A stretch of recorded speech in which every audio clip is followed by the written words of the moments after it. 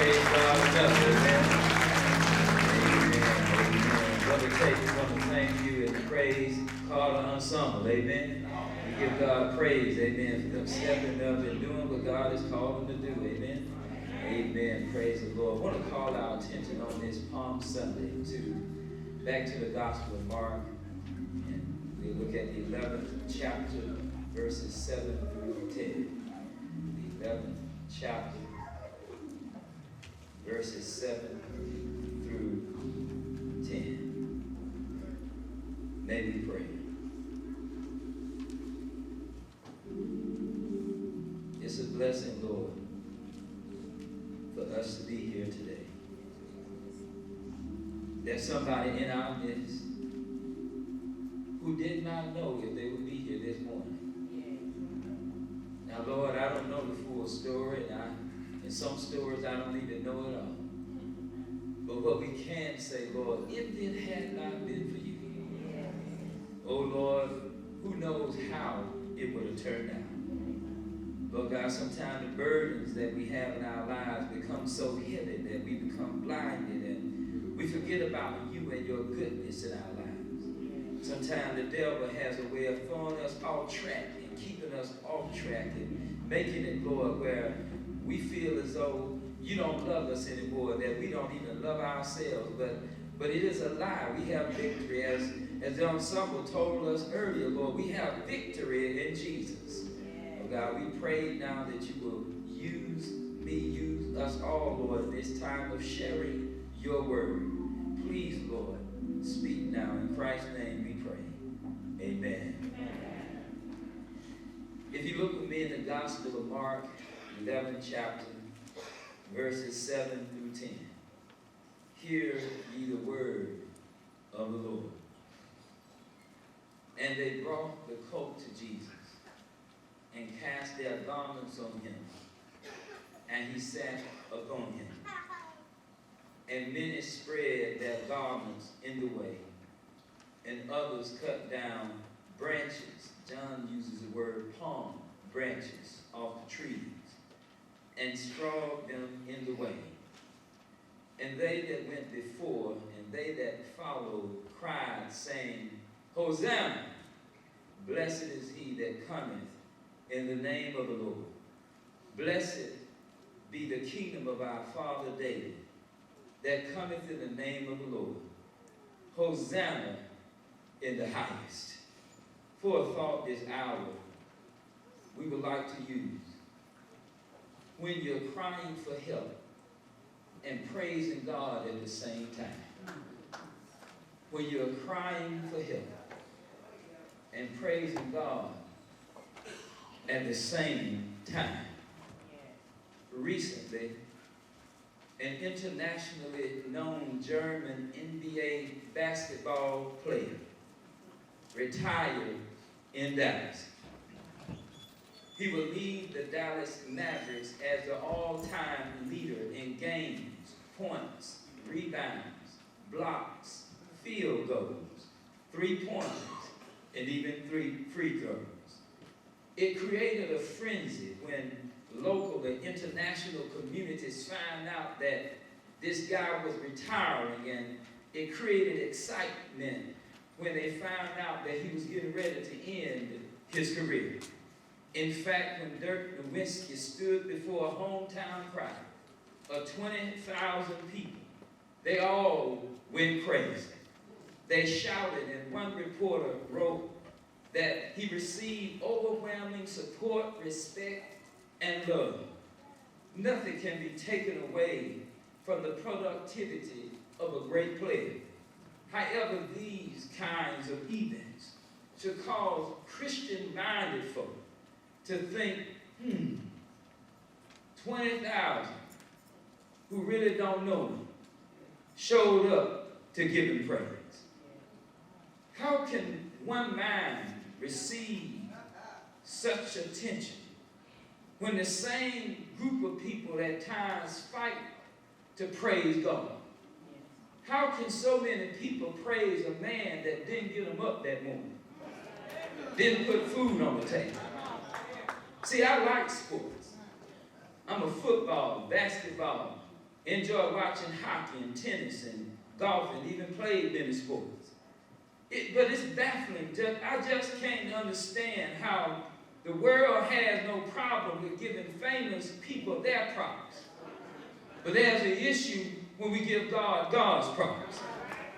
I enjoy the whiskey and Wade and Jordan and Dr. J and Tiger Woods and Serena and Venus and the list goes on and on. Yet cannot see why millions of folk go to stadiums and to the courts and to the fields and have a problem with coming to church. You can get your co-workers to go to a game and take an hour to get to the stadium, but when we park in the parking lot, it's too far to walk from the parking lot to get inside of the church. We come up with these things and thoughts that just does not make any kind of sense. I can't understand how parents rush children to after-school activities and to track and to field and ball games and marching band and choir concerts. But when it comes to the Lord, the one that blesses all of us, we have a major conflict with church and a major conflict with faith and a major conflict with the Lord. Can we reason with you just for a while? How can we put the blessings before the blessor? Let's not even talk spiritually for a moment, if it's possible. Just plain common sense. See, if someone does something for you, it's an automatic courtesy to give respect and appreciation to the one that does what he or she did. To have something done for you and not say thank you. I know that you didn't have to do it, but to be able to say I'm grateful is to not be able to say thank you is a major human flaw. Even if a person is not saved, and we're not even talking about being saved or unsaved or in the church or unchurched and 1 foot in the church and 1 foot somewhere else, there still ought to be a time when a person can take a moment to tell the Lord, thank you. Sometimes we trivialize it and we theologize it, and sometimes we just lie and we're not truthful about all the great things that God has done for us in our lives. Where would we be if we didn't have the jobs that we have? Where would we be if we didn't have the opportunities that God gives day after day and the chances that God gives time and time again? And even though we have troubles in our lives, it's still all right to tell the Lord thank you. In fact, some of the best time to give God praise and to give him thanks is not when you don't have any problems. Some of the best time to be in church is when you're going through some things. Some of the best times of giving God honor is not when you have no troubles and not when everything is going well, but some of the best time to give God praise is when you got to cry sometimes.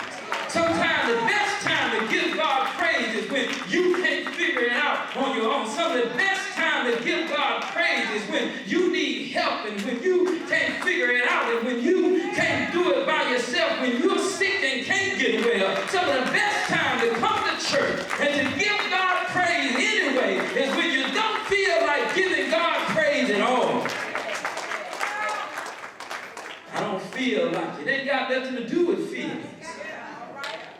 This backdrop of Mark is very interesting because Jesus had told his 12 disciples that as they went to Jerusalem that he would be condemned to death by the chief priests and the scribes.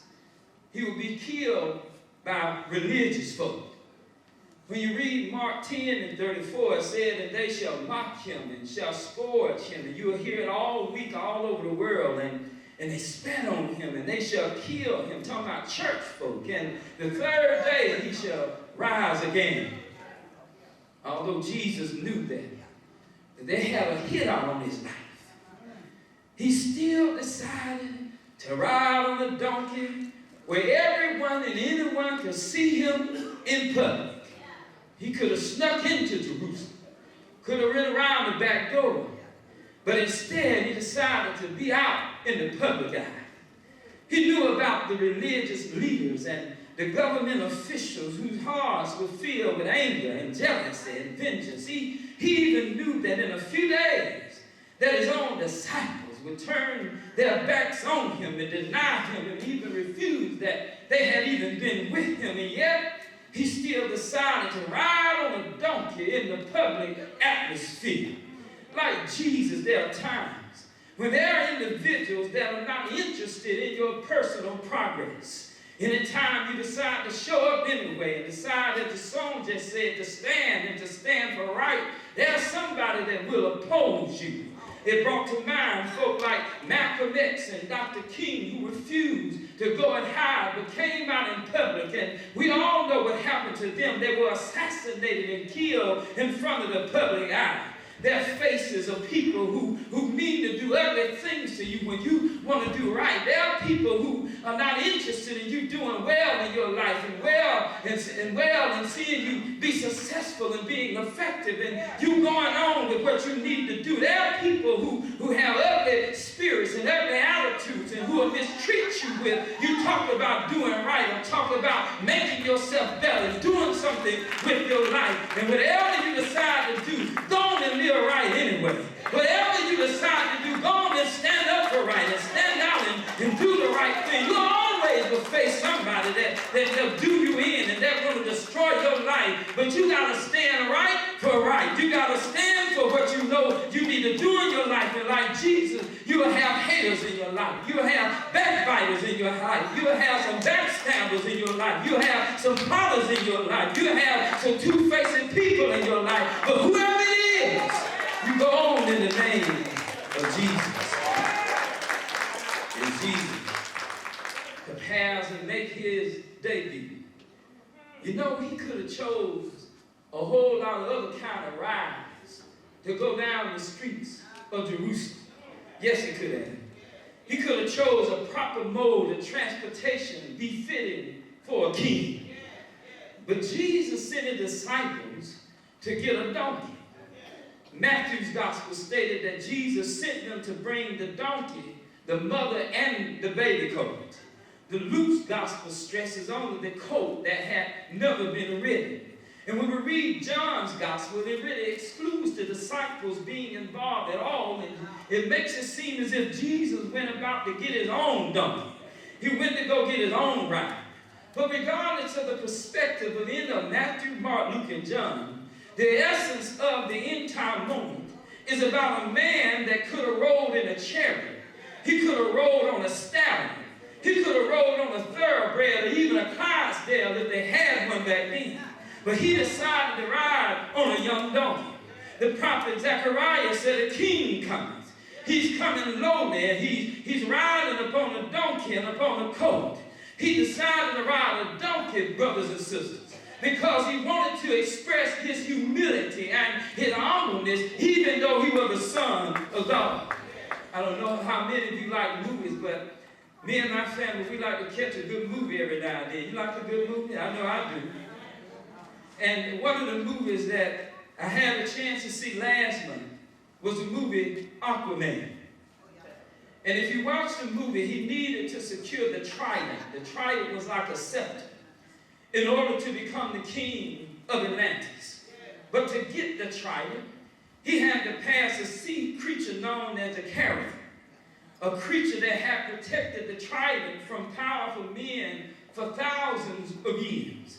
And when Aquaman confronted the creature and was asked why should he have the trident, Aquaman talked about his need to become the king, not only so he can save his people that are down in Atlantis, but so he can save those that live in the sea and those that are on the land. But when he realized that the creature was not going to freely give him the trident, Aquaman dropped down on his knees and he humbled himself in a dangerous moment, because the creature could have taken one swat and that would have been the end of Aquaman. So when he bowed down, the creature said, I sense something different about you. And Aquaman began to say that I am nothing. Here's a man about to be king of Atlantis, who lived on the land and inside of the sea.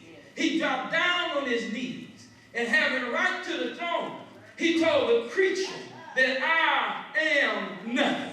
He realized, like Jesus said in Matthew 11:29, he said, for I am meek and lonely and hard, And he said, ye shall find rest unto your souls. There's something to be said, brothers and sisters, when we practice a spirit of humility. Because the reality is, none of us are all that.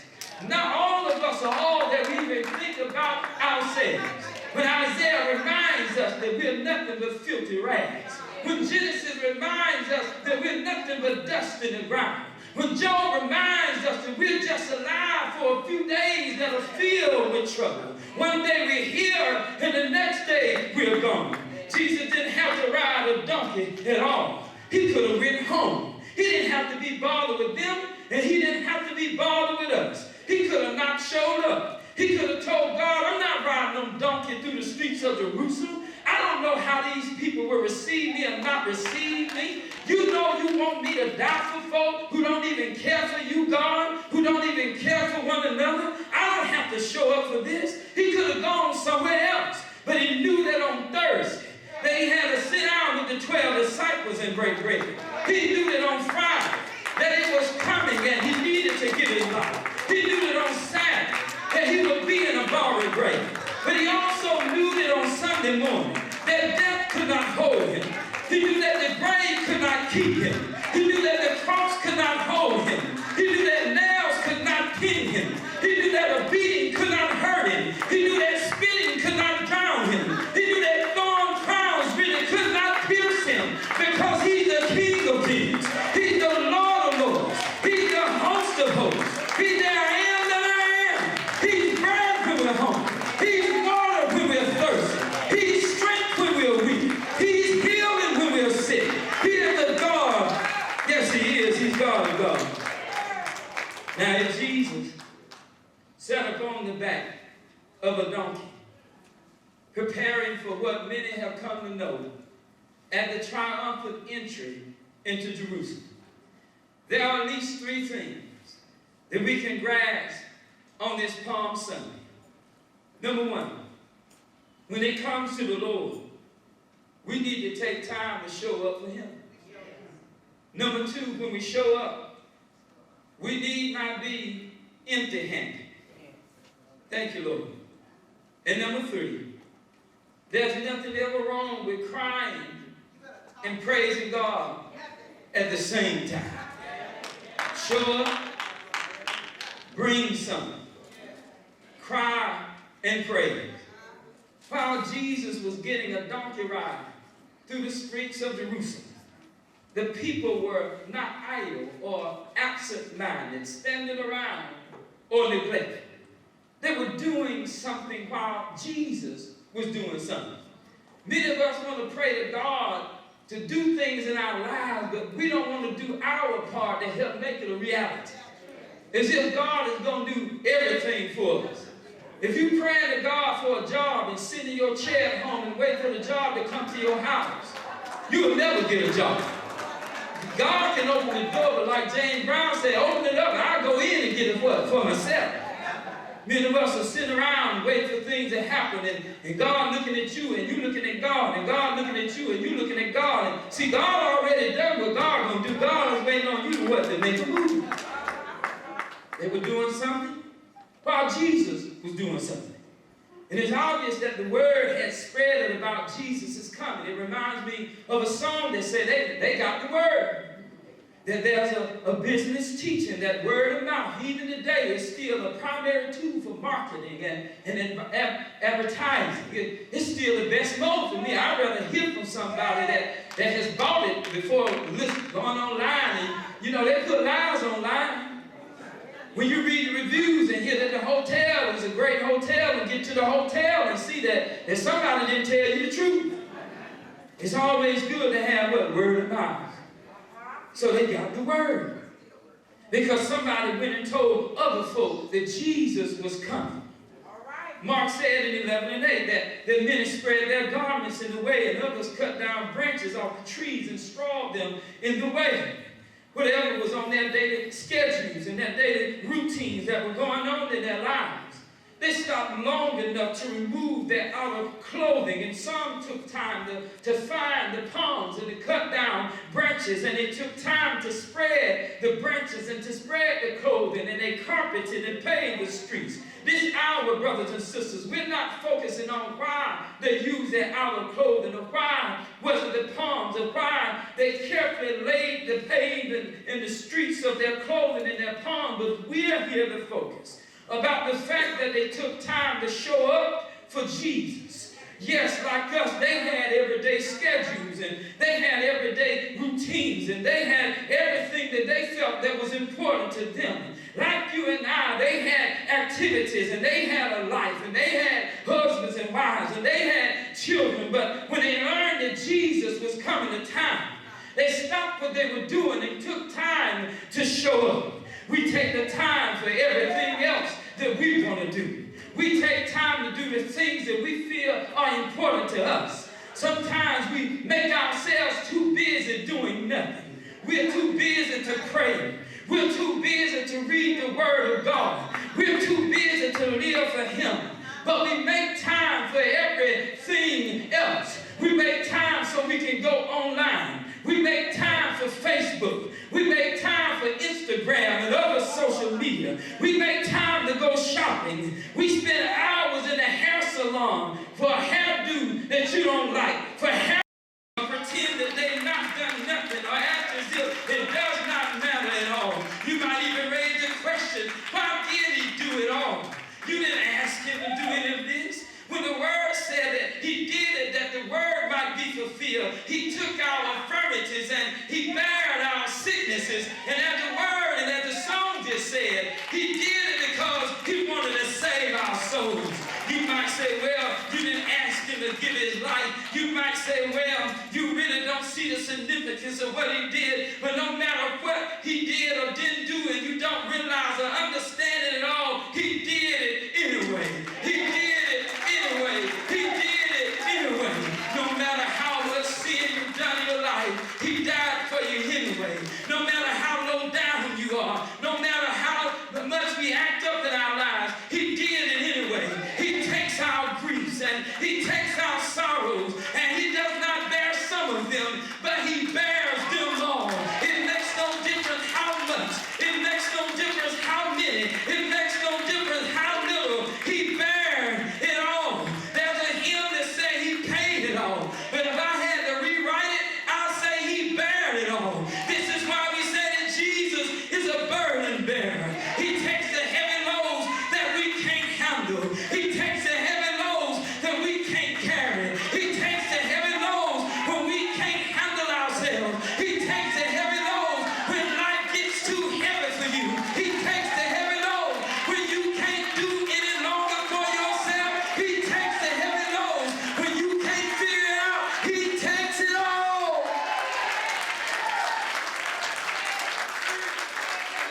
Secondly, Jesus not only took on our griefs and our sorrows, but the prophet said He was wounded for our transgressions. He was bruised for our iniquities. The chastisement of our peace was upon Him. And with His stripes, not medication, with His stripes, I'm not telling you don't take them, but with His stripes, not the counseling, go to counseling, we are healed. See, our transgressions and our iniquities are nothing more or less than to say that we all, yes we do, have sinned. See, this has nothing to do with money. We look at people sometimes from the outside and try to determine that somehow they might have it going on or whatever. That's fine. And sin really doesn't have anything to do with how light you are or how dark you are. Sin has nothing to do with degrees or education. It has nothing to do with jobs or titles or careers or positions and professions. Sin has nothing to do with or not a person claiming no sin. It has nothing to do with you trying to be good on your own. It has nothing to do with whether your mom and dad raised you or didn't raise you or whoever raised you. Sin is not something that has to do with your upbringing upbringing as if you can remove it some kind of way on your own. It has nothing to do with where you're from, whether you're from up north or out west, down south, or around the way, around the block, or even well traveled. See, the word said all have sinned. If anyone ever tells you that they never sinned, they lied. If anybody ever tell you that they done wrong, never said anything out of the way, never did something that they later regretted, then realize, my brothers and sisters, that they lied. Real simple. They lied. They lied. They lied. You can call it white lie, blue lie, blue lie. They just lie, because the word tells us, for all have sinned and come what? Short of the glory of God. Every person has to struggle with sin. Every person has to deal with their own sin and inner conflict. Every person has to deal with shortcomings, and every person has to deal with his or her faults. We all have something that needs to be worked on. One person has this, and another person has that. Another person is dealing with these issues, and another person is dealing with those issues. We all have something inside of us that can cause us to run around in the house like the little girl in darkness and break some vases, or you may have broke some things, or you may have brought about some problems, or brought about some situations. Some of you may have broke some people, or even you keep breaking yourself. But we all have moments in this life where there's something going on where sin is involved, and we need somebody to step in the middle and take our place. See, after the mother slapped the big sister down and made both of them sweep up the vase, the mother told them to go to their room. And they went to the room with their head down. They were crying, hurt, wounded, bruised, and battered. And the youngest sister looked at her big sister and said, "Why did you do it? Why did you stand in my place? Why did you let mama hit you when you know that it should have been me? I was the one that did the wrong. I was the one that broke the vase. I was the one that knocked it over. I was the one that made the mistake." And her big sister's hand went around her shoulders, and her other hand wiped the tears from her eyes. And she said, "Little sister, I know you're the one that did the wrong. I know you broke the vase. But I also know that you could not handle what was getting ready to happen. So I stood in your place because I knew you couldn't handle what mama was getting ready to do. I stood in your place because I knew that you could not take what was getting ready to happen, what was getting ready to take place, what was getting ready to come about. And we're here this hour, brothers and sisters, because of a Jesus who puts his arms around the world. Because he knew that you and I could not take what was getting ready to happen. For the word said that the wages of sin is death, but the free gift of God is eternal life. We're here this hour not because of the preaching, not because of the singing, and not because of what you put on. We're here this hour because of a Jesus that puts his arms around the world. A world that was dying from sin. A world that was crying for some help. A world that was crying for hope. A world that was reaching out for some life. A world that was looking for a way out. A world that was looking for somebody to come and wipe the tears away. He knew that you couldn't handle the sin on your own. He knew that you couldn't bear the sin on your own. He knew that you couldn't carry it on your own. He knew that you couldn't manage it. He knew that you couldn't get rid of it. He knew that you couldn't handle it. He knew that you couldn't take it. He knew that you couldn't shake it. He knew that you couldn't lose it. He knew that you couldn't break it. It's why the word says, "For yet while we were without strength, in due time Christ died for the ungodly." The word said that he was oppressed and afflicted, yet he opened not his mouth. He went to the cross, and he died and never said a mumbling word. So on Friday, he took our place. He was wounded and he was bruised. He was whipped and he was beaten. He was humiliated and he was mocked.